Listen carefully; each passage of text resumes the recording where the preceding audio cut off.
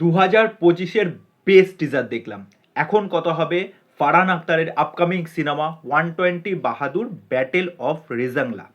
এই রেজাংলাকে কেন্দ্র করে কিন্তু একটা ইতিহাস আছে। কার মধ্যে? ভারতীয় সেনা এবং চীন সেনার মধ্যে। 120 জন ভারতীয় সামরিক বাহিনীর সাথে 3000, বুঝতে পারছো, 3000 চীনা বাহিনীর মধ্যে কিন্তু একটা ব্যাপক সংঘর্ষ হয়েছিল। সেটা হয়েছিল 1967 সালে সেপ্টেম্বর মাসে। ওকে, কোন অঞ্চলকে কেন্দ্র করে? সিকিম, নাথুলা এবং হচ্ছে চোলা পাসের কাছে। এবং এই যে রেজাংলা নামটা যে এখানে ব্যবহার করা হয়েছে, রেজাংলা কিন্তু ওখানকারই একটি ছোট্ট অঞ্চল বা উপত্যকা অঞ্চল বলা চলে।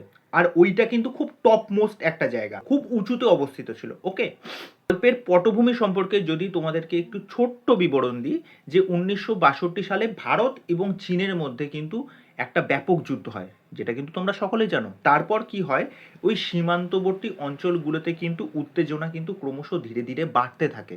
আরেকটা বিষয় হচ্ছে, সিকিম তখন কিন্তু ভারতের প্রোটেক্টরেট ছিল। হচ্ছে সিকিম কিন্তু তখন পুরোপুরি ভারতের কিন্তু অংশ নয়, মানে ভারতের নিরাপত্তার অধীনে ছিল। এরপর এই যে নাথুলা পাস, চোলা পাস, রাজেংলা, এই সমস্ত সীমান্তবর্তী এলাকা কিন্তু চীন ধীরে ধীরে আগ্রাসন করতে শুরু করে। ওকে, তারপরেই কিন্তু ভারতীয় সেনাবাহিনী জেগে ওঠে এবং চীনেদের এই ব্যাপারটা কি হয়, তারা আস্তে আস্তে আস্তে আস্তে তারা নিজেদের এলাকা বলে সেই জায়গাগুলো অধিগ্রহণ করতে শুরু করে। এবং এই যে যুদ্ধটা শুরু হয়েছিল সকাল 8টা নাগাদ, চীনা সেনা ভারতীয়দের ওপর কিন্তু অতর্কিতে গুলিবর্ষণ শুরু করে দেয়। এই দিকে হচ্ছে 120 জন ভারতীয় এবং অপর দিকে হচ্ছে 3000 জন কিন্তু চীনা সেনা। তা শেষমেশ কিন্তু যুদ্ধের পরিণতি কী হয়, ভারতীয়রাই জেতে, সেটাও আবার কৌশলগতভাবে। ওকে, তা এই হচ্ছে একটা সংক্ষিপ্ত বিবরণ। এবার যদি চলে আসি এই টিজারটা কেমন ছিল। টিজারটা এক কথায় তুমি ফার্স্ট টু লাস্ট দেখো, এটার যেরকম সিনেমাটোগ্রাফি এবং প্রত্যেকটা যুদ্ধের অ্যাকশন যেভাবে ক্যাপচার করেছে, ক্যামেরা অ্যাঙ্গেল তুমি দেখো, মানে ওয়াইড অ্যাঙ্গেল শট এবং প্রত্যেকটা যুদ্ধের সিকোয়েন্সকে যেরকমভাবে ব্লাস্টগুলো হচ্ছে, যেরকম ফারহান আখতারের ক্যারেক্টারটাকে আমরা দেখতে পাচ্ছি ওই বরফাবৃত একটা অঞ্চল, সেখানে জওয়ানরা রীতিমতো সংঘর্ষ করছে এবং এখানে ওয়ান টেক শট যেরকমভাবে ফাইটগুলো দেখানো হচ্ছে, ওই যে চীনা সেনাগুলো আসছে তখন ফারহান আখতার মানে চাকু বের করে এক একজনকে ঘপ ঘপ করে মারবে, ওই ওই জায়গাটা সলিড, ওই জায়গাটা ব্যাপক লেগেছে এবং ব্যাকগ্রাউন্ড স্কোর সাথে সাথে।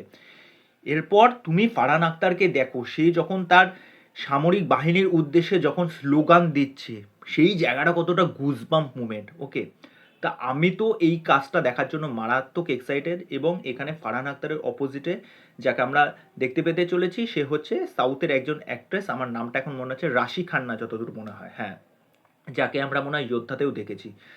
তো আমার তো এই টিজারটা ঘ্যামা লেগেছে এবং এরকম একটা সত্যি ঘটনা অবলম্বনে এরকম একটা কাজ আসতে চলেছে। ফারহান আখতারকে যেরকম লাগছে, এই কাজটা যেরকম ভিজুয়ালস যেরকম এটাকে প্রেজেন্ট করেছে, প্রত্যেকটা শট, আর এরকম কাজ না হওয়ার দরকার আছে। আমরা সাধারণত এইগুলো না খবরের কাগজে পড়ি বা নিউজ পেপারে পড়ি, চলো চীনা সেনার সাথে ভারতীয় সেনার যুদ্ধ হয়েছে, আমরা তো শুধুমাত্র খবরে পড়ে ব্যাস এইটুকুনি হলো রেখে দিলাম।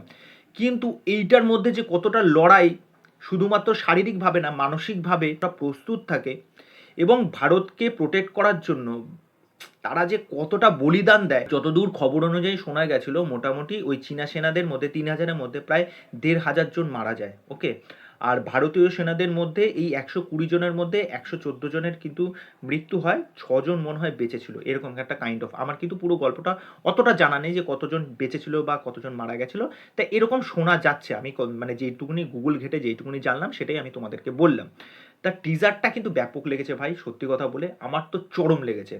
তোমরা যদি না দেখে থাকো টিজারটা, 2025-এর এই যে বললাম বেস্ট টিজার, এটা কিন্তু তোমরা দেখলেই বুঝতে পারবে। এবং আফটার ভাগ মিল্খা ভাগের পর ফারহান আখতার এরকমভাবে আসতে চলেছে, আমার তো ব্যাপক লাগছে। আমি তো এই কাজটা দেখবার জন্য এক্সাইটেড।